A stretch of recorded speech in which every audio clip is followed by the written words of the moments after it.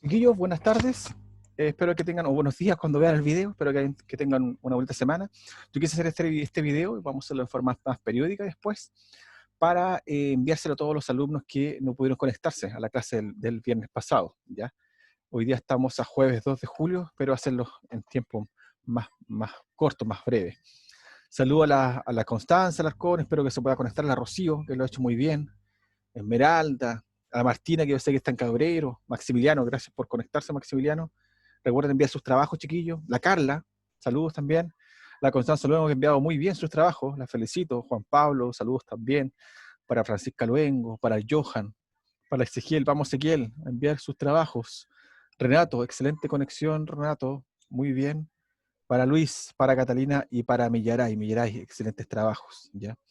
Vamos a compartir la pantalla y ver algunas partes de la guía que me interesa y después vamos a ver unas imágenes de PowerPoint, ¿ya? Vamos a, en esta guía que se llama el arribo de los europeos a América, ustedes me la tienen que mandar, ¿no es cierto? Después que vayamos viendo la corrección. Estamos, chiquillos, estamos en la época moderna. Esta época moderna comienza el año 1500. Ya, como ustedes saben, esto de los años, ¿cuándo comienza la época moderna? Son decisiones tomadas por historiadores, ¿no? Un niño de la época moderna que nació en el año 1501 no tiene idea de qué es la época moderna. Nosotros, después de 100 años, Renato o cualquiera de ustedes, Millaray, Juan Pablo, Ezequiel, si tuvieran la oportunidad, le preguntar, oye, así que tú viviste en la época de la informática. La verdad es que nosotros no sabemos cómo se llama esta época. Algunos le llaman época contemporánea. Hay diferentes discusiones. Entonces, eso de las épocas, de cuándo, cómo se llama esa edad, la edad medieval, la edad moderna, lo decir los historiadores, ¿ya? Y son en relación a diferentes hitos, ¿no? Ahora, por conclusión, porque los historiadores se reunieron y están todos de acuerdo, es que comienza el año 1500, la época moderna. Época muy distinta a la época medieval. En la época medieval, como ustedes sabrán, lo primero que tienen que tener presente es época medieval. Castillos, príncipes, reyes, ¿no es cierto? Eso es lo más importante, que estén en presente. Pero la época medieval no es una época en donde el rey no esté unificado. No hay un rey que tenga todo el poder. Diferente a lo que vamos a ver ahora con la edad moderna, ¿ya? Vamos a avanzar un poquito. Como lograste ver en tu texto escolar, en el trabajo anterior, poco a poco fuiste conociendo algunos términos o ideas. Por ejemplo, el Estado moderno. Nosotros hicimos un organizador gráfico, hay una imagen ahí de alguna guía. El Estado moderno obviamente le da nombre a la edad moderna, que comienza en el año 1500, como le dije yo. Algunos hitos: descubrimiento de América, conquista de Constantinopla por los turcos otomanos, invención de la imprenta, Martín Lutero clava sus 95 tesis, da inicio a la Reforma Protestante, etcétera, ya en el año 1517. Entonces, son diferentes hitos, pero se dice, ya, el año 1500 comienza la Edad Moderna. ¿Y por qué Edad Moderna? Por el Estado moderno. Estado moderno donde el rey es mucho más importante en la época medieval. El rey en la época medieval tenía que hacer muchos tratados, muchas relaciones de lealtad que se llamaban vasallaje con otros señores. No tenía un ejército profesional, no tenía un aparato burocrático, no tenía un aparato tributario que le pudiera recaudar impuestos. Dentro de un reino donde había un rey podrían haber muchos señores feudales y todos ellos luchaban entre ellos o querían imponer sus términos. En cambio, en la edad moderna surge algo muy interesante, un proceso. Esto es un proceso, no fue de inmediato. El rey empieza a apoyar a la burguesía. La burguesía eran estos comerciantes que vivían en la ciudad, pero necesitaban beneficios tributarios, necesitaban formas de comerciar en donde sea más fácil y sin pagar tanto impuesto. ¿Quién los podía ayudar? El rey. El rey ayudaba en eso. ¿Y qué le entregó a la burguesía? Riqueza eh, o financiamiento para diferentes actividades. Y eso recibió el rey, y el rey entregó protección y también títulos nobiliarios a esta burguesía que no era noble, pero quería ser noble, ¿no es cierto? Todos estos comerciantes de ciudad querían ser nobles.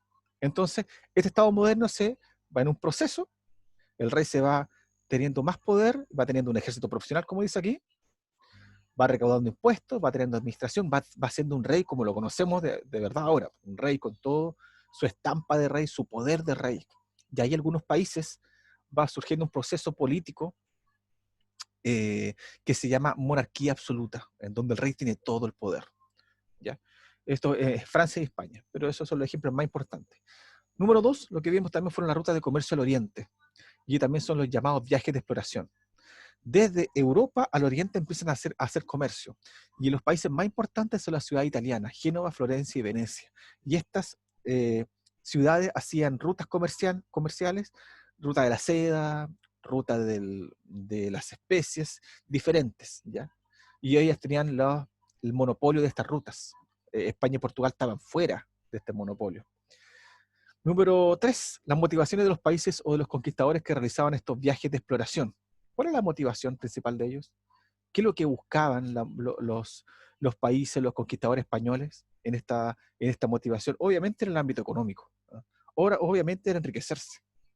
Si bien detrás de esto, ¿no es cierto?, podemos ver que hay una motivación religiosa por evangelizar a otros, se dice que como una figura, para que usted la tenga presente, el español, cuando llega a descubrir y conquistar América, dicen que es como si fuera con una mano la espada y con la otra mano estuviera la Biblia, ¿ya? Pero sabemos que principalmente la motivación fue económica, ¿ya? Número 4, la bula intercaetera fue una división. El Papa Alejandro VI, para evitar que dos países católicos como España y Portugal se enemistaran, era importante tener a los países católicos aliados del Papa Alejandro VI unidos. Entonces él hace una división de los países, del reino descubierto, en este caso de América, una parte para Portugal y otra parte para España. El Tratado de Tordesillas significó un arreglo de esta bula intercaetera porque los países, especialmente Portugal, no estuvo muy de acuerdo. Y España, para evitar una guerra, corrió un poco el límite, lo vamos a ver después en un PowerPoint. Número 6, las empresas de conquista. Chiquillos, ¿cómo se hace esta conquista de América? ¿Es el rey el que paga? No. El rey hace un contrato con un conquistador, español o portugués, el que sea, ¿no es cierto? Y se llama capitulación. ¿Qué dice la capitulación? Que tal persona puede ir a descubrir o conquistar con la condición de que él iba a descubrir y conquistar a nombre del rey y que tenía que pagarle un porcentaje de las ganancias hacia la corona, pero lo demás era para la persona. Esto es muy parecido como si fuera una empresa particular. Ustedes quieren poner una empresa, ponen su empresa, pagan impuestos al Estado. Es un poco parecido. Entonces, las empresas de conquista, chiquillos, no es que el rey esté detrás, ¿ya? El rey puso condiciones a través de la capitulación. ¿Qué condiciones? Paguen los impuestos y evangelizan. ¿Ya? Esos son los más importantes. ¿Ya? Vamos a ver si pudieron aprender algunos de estos términos con unos verdaderos y falsos. Número 1. La formación del Estado moderno fue un gran obstáculo para motivar a las monarquías europeas a iniciar proyectos de exploración hacia el oriente. ¿Verdadero o falso? La verdad es que el Estado moderno no fue un gran obstáculo. Fue el gran apoyo que tuvieron las monarquías para iniciar estos viajes de exploración hacia el oriente. Entonces, esto es falso, porque el Estado moderno fue la base para lograr estos viajes de exploración hacia el oriente o hacia la expansión europea, que se llama también, hacia diferentes zonas.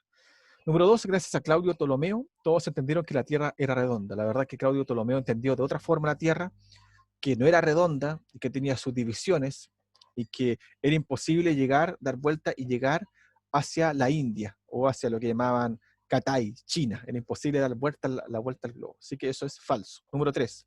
Para España y Portugal les era muy difícil realizar los viajes de exploración al oriente. Esto debido a que su ubicación geográfica no les favorecía. Vamos a ver no sé si vamos a compartir otra pantalla, un PowerPoint, chiquillo, aprovechar, antes de que se me vayan las preguntas de verdadero y falso, que son muy, muy interesantes este tema de antes de iniciar los verdaderos y falsos. Acá tenemos la línea del tiempo, ¿ya? La línea del tiempo, y aquí 476 comienza la Edad Media y termina el año 1500, o se llama acá 1453 también, aproximado. ¿Se acuerdan que le dije yo? Aproximado. 1453 los turcos otomanos toman Constantinopla, y yo digo 1492 descubrimiento de América, otro me dirá no, 1517 Martín Lutero pega su 95 tesis y da inicio a la Reforma Protestante. Son hitos. Si alguien me dice, pero profesor, ¿qué hito? 1500. 1500, chiquillo. 1500 Constanza Alarcón, 1500 Constanza Luengo. Esa es la fecha. Se acabó. No hay más discusión. ¿Ya? ¿Y por qué es importante que lo tengamos presente eso? Porque en este proceso de Edad Media a Edad Moderna se van empoderando y van teniendo más fuerza consolidando su riqueza y su poder los reyes. Y un ejemplo de esto son los reyes católicos. Reyes divididos, tenemos a la izquierda Isabel de Castilla y a la derecha Fernando de Aragón. ¿Qué hacen los reyes respectivos? Bueno, casan a sus hijos, para unir, ¿no es cierto?, los dos reinos, casar a sus hijos. Y estos dos reyes o príncipes se casan y unifican España. Solo quedaba una cosa: expulsar a los musulmanes de España.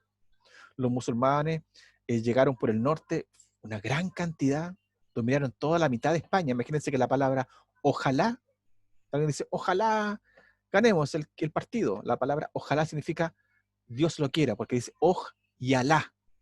Entonces, obviamente es una palabra que fue influenciada por los musulmanes que vivían. Si vivieron 500 años, 800 años en España. Entonces, pero había que unificar España. Y los reyes católicos los expulsaron. Aquí tenemos la fecha, ¿no es cierto? Fíjense la fecha, 1492. 2 de enero de 1492. ¿Cuándo fue el descubrimiento de América?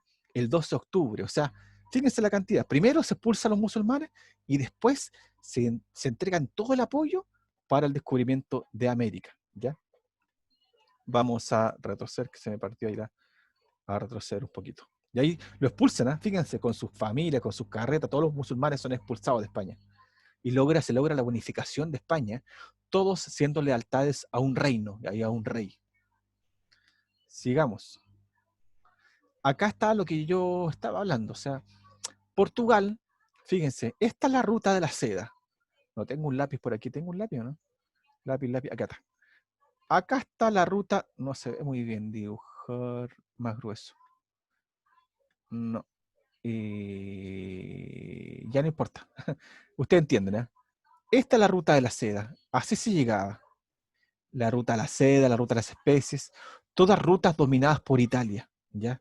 Entonces, ante eso, claro, ¿qué hacía Portugal aquí en el Océano Atlántico? ¿Y qué iba a hacer España después? Pues Portugal ocupa las rutas de África, del sur de África, y llega a la India, ya zona del Oriente.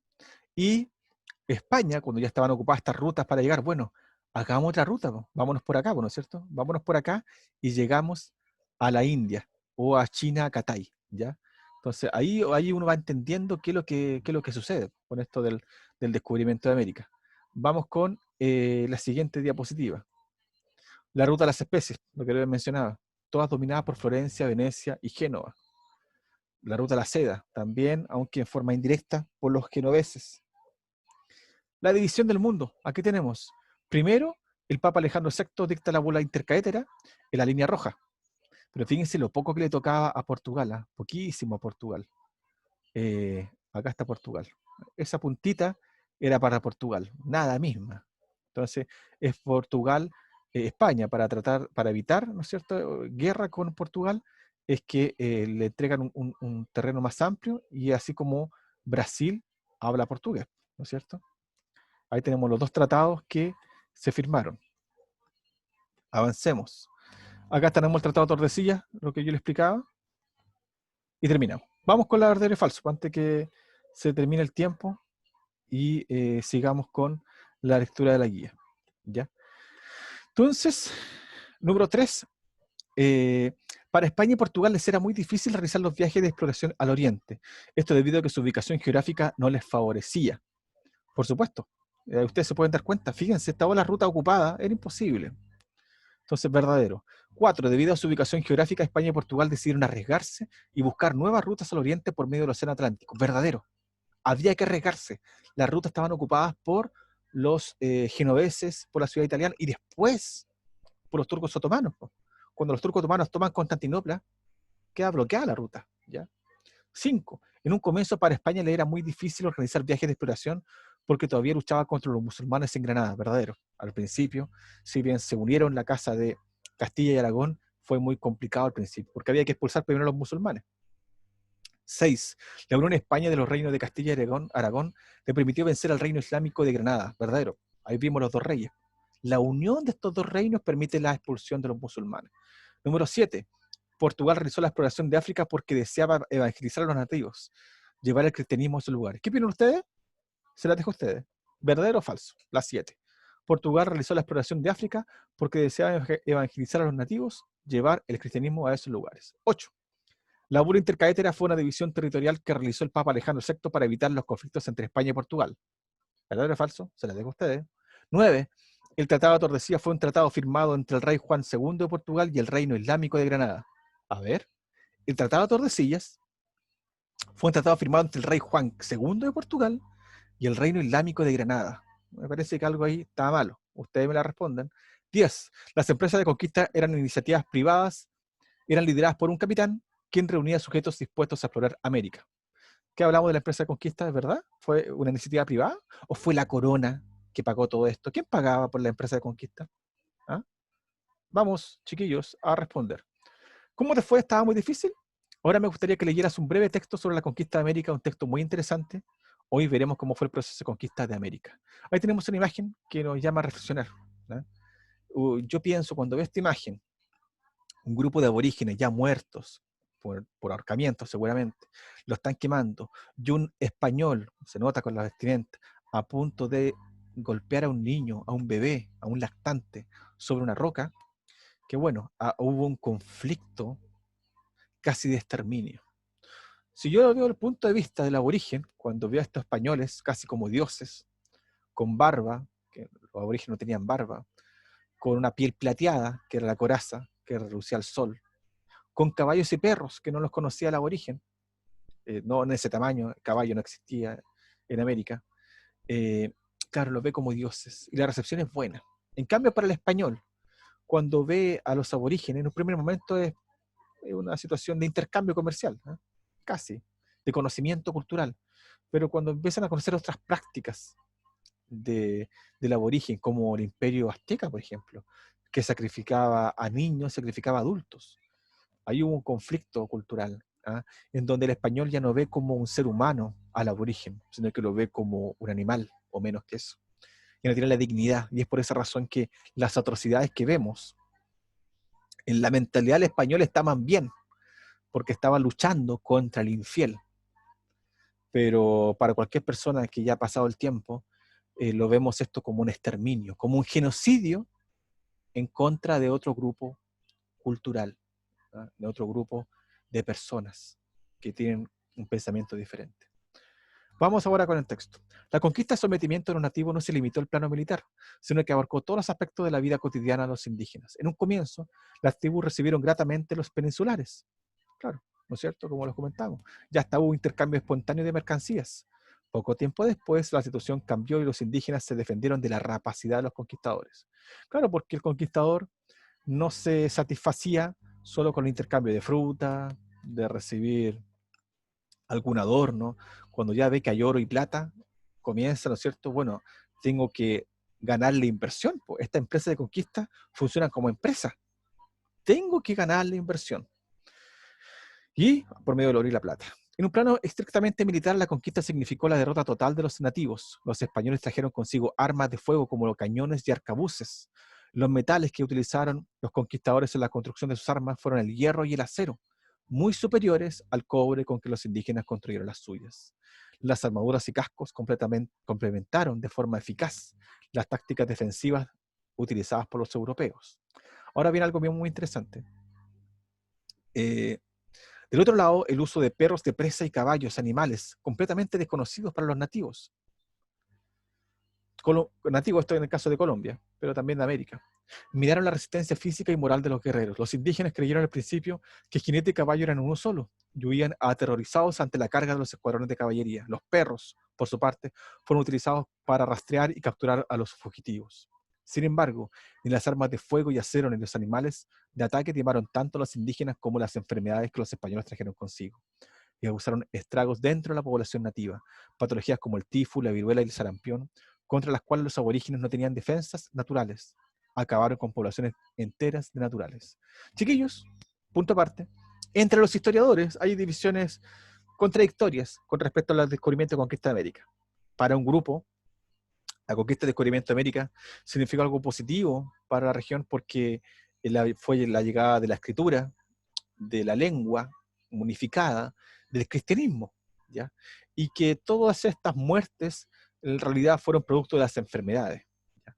Para otro grupo de historiadores, en realidad fue la pérdida cultural de una gran diversidad de grupos de aborígenes, fue la eliminación cultural de su religión, de su forma de pensar, incluso de su forma de proteger el medio ambiente, de su forma de relacionarse, para algunos pacífica, entre los pueblos aborígenes, y que el descubrimiento y conquista fue un genocidio a propósito, que no fueron las enfermedades tanto, sino que fueron las acciones directas, concretas de la eliminación de los aborígenes de América. Hay dos puntos de vista contradictorios, para que ustedes lo sepan.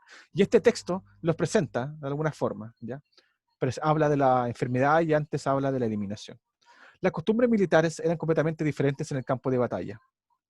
Mientras que los nativos capturaban prisioneros y los mantenían con vida para utilizarlos como esclavos o para ceremonias religiosas, los españoles remataban a los heridos y hacían la guerra a muerte. Aquí yo me imagino, yo les comentaba a los alumnos que era como el Paquito Libre o Paquito Ladrón, que era un juego que yo jugaba. Atrapábamos a uno y lo dejábamos hasta que otro lo liberaba. Yo me imaginaba de repente, suena como chistoso, pero a los aborígenes luchando contra los españoles, los golpeaban, los dejaban a un lado, lo amarraban para el sacrificio humano o para como método de esclavitud. Y llegaba el español y lo liberaba. Y el español, creo que hacía, eliminaba al otro. Su cosmovisión de la guerra era la muerte. Para el aborigen, la cosmovisión de la guerra era disminuirlo, ganarle la batalla, ganar la guerra, pero no eliminarlo. ¿Ya? Esta práctica de los españoles de eliminar, al contrario, causó pánico y horror entre los guerreros aborígenes, y muchos preferían huir antes que combatir. Los españoles además aprovecharon la división entre las tribus. Es interesante. Los españoles además aprovecharon la división entre las tribus. Yo me quiero adelantar, chiquillo. Cuando los españoles llegaron a México, ahí estaba el Imperio Azteca. Y estaba el Imperio Azteca. ¿Cuál es la costumbre del Imperio Azteca? Dominaba a los otros pueblos aborígenes, secuestraba a los soldados, los hacía prisioneros, y hacía sacrificios humanos con ellos. Los mataban, no sé, les sacaban el corazón. Y eso provocó enemistad con los otros pueblos aborígenes, obvio. Había una lucha con el Imperio Azteca. ¿Y qué es lo que hizo España? Bueno, se aprovechó de esta situación y estos pueblos contrarios a los aztecas, apoyaron a los españoles. Eso en el Imperio Azteca en México. En Perú sucedió algo muy parecido. Había una lucha entre dos hermanos, ¿ya? Y estos dos hermanos que disputaban el poder del Imperio Inca fue aprovechado por los españoles, ¿ya? Sin embargo, a pesar del punto de vista que tengamos sobre España, si fue genocidio o no fue genocidio, de todas formas llama la atención cómo España logró una hazaña. En este caso, se aprovechó de la cultura, de la expectación de ver a estos dioses, ¿eh? Y vencieron a imperios gigantes en una proporción de 100 a 1, o sea, de 100 soldados aztecas, había uno español. ¿Eh? Y esto es para recalcar, recuérdense, ¿cuál fue el pueblo americano o prehispánico que luchó y mantuvo su independencia, su libertad contra los españoles? Adivinen quién fue, los mapuches. Claro, los mapuches, sí. Incluso los españoles hicieron tratados de paz. ¿Eh? ¿Vamos con las preguntas? Vamos con las preguntas.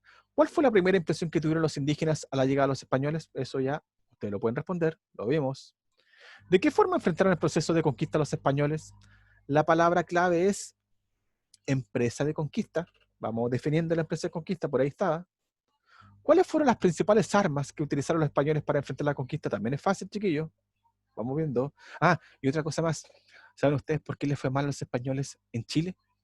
Porque sus arcabuces, ¿ah? Con la mecha, con la mecha y encender la mecha para disparar con la lluvia constante en el sur, no se prendía. Entonces eso fue algo diferente. Y lo otro es que los españoles estaban acostumbrados a luchar contra ejércitos del Imperio Azteca, contra el ejército del Imperio Inca, no contra guerra de guerrillas como lo hizo el mapuche, que a través de un grupo hacía una especie de trampa, ¿no es cierto?, en la selva, en el pantano, y así lo iban enfrentando. Es interesante para comentarlo después. Vamos con la letra D. De acuerdo al contenido del texto, describe con tus palabras cómo debió haber sido el proceso de conquista para los indígenas. Elabora un breve ensayo. Eso también me lo tienen que hacer, ¿ya?